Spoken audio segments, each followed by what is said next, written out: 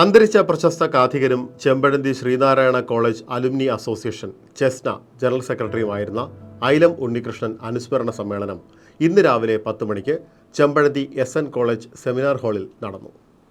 ചെസ്ന പ്രസിഡന്റും KPCC മുൻ vice പ്രസിഡന്റുമായ T. ശരചന്ദ്ര പ്രസാദിന്റെ അധ്യക്ഷതയിൽ ചേർന്ന യോഗം Chempazhanthi SN college principal professor doctor AS Rakhi ഉദ്ഘാടനം ചെയ്തു. Pravasi Bharathi managing director K. Chandrasenan അനുശോചന പ്രമേയം അവതരിപ്പിച്ചു.